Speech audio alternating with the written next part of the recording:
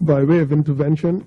I received a personal note from the member for Fox Hill in his capacity as Minister of Foreign Affairs and Immigration, an application of Rule 43 of House Rules for a personal explanation concerning the erroneous or misleading headline in the press with regard to the matter about which he spoke of in the House of Assembly yesterday. The member is so obliged, the Chair will recognize him at this time.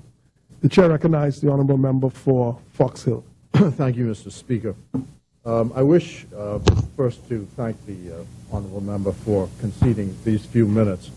And I have applied under two rules, statements by ministers, Rule 43, which permits an intervention by notice to the Speaker.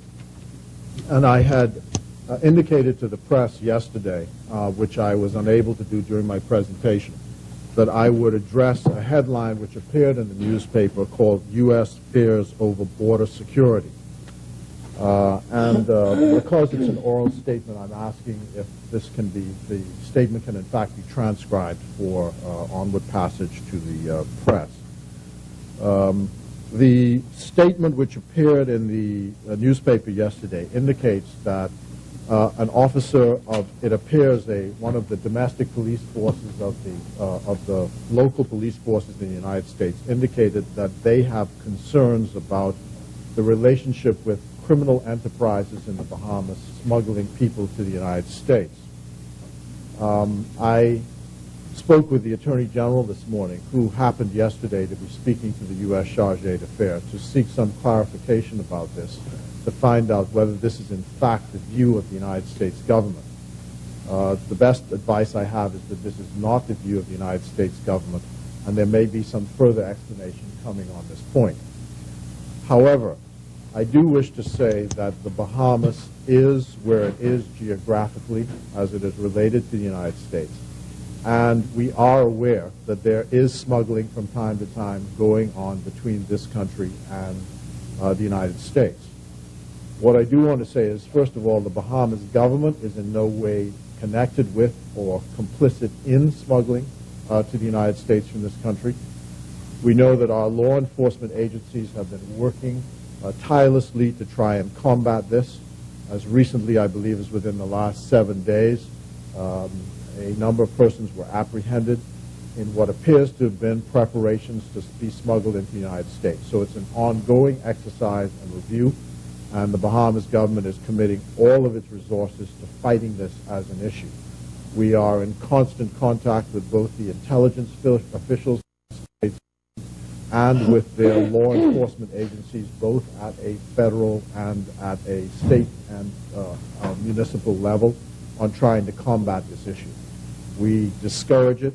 It is a foul practice, just as we oppose trafficking in persons, which is a foul practice. And I want to make it absolutely clear that that is the position of the Bahamas government on this matter. And we will continue to do all that we can to fight smuggling and trafficking in persons from this country. So I wish to make that abundantly clear. Secondly, I wish to address a headline which appeared in the Tribune this morning, which says, and it's in quotes, U.S. could cut assistance over Bahamas stance on LBGT rights. This is misleading in the sense that the headline writer, if you read the story and the quotes which were taken from what I said yesterday, the headline writer was a bit inventive in coming to that conclusion. I just wanted to make it clear that those words never came out of my mouth.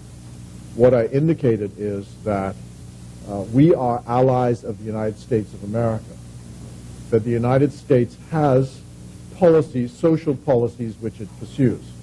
The two that I indicated are of greatest importance now, it appears to me, from the very top, the United States President, are one, the question of trafficking in persons, and two, the question of LBGT rights, which the President of the United States has indicated is the defining civil rights issue of their time. I simply indicated that any prudent foreign minister would always be aware of what the policies of the United States government are and seek, insofar as we can, to be consonant with those policies.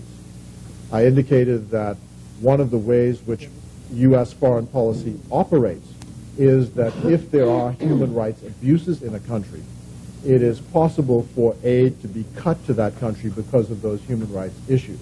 So we have to be careful, well, not only for that reason, but we also have to be careful, in addition to other reasons, which is our own principles, of course, how we approach human rights issues, because there's not only the domestic dimension, but there's also the international dimension and the American axis that we have to be concerned about.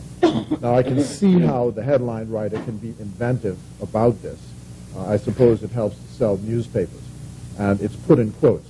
But those words never came out of my mouth, and the only point I was making is the general issue that what we do in human rights sometimes may influence whether or not U.S. aid continues to come to this country. And I think I gave the example yesterday of what is happening now in Uganda, where the United States President made certain statements about what may happen as a result of the passage of a law in Uganda on this question. So I just wanted to explain and make that abundantly clear. Thank you. Thank you, Honourable Member.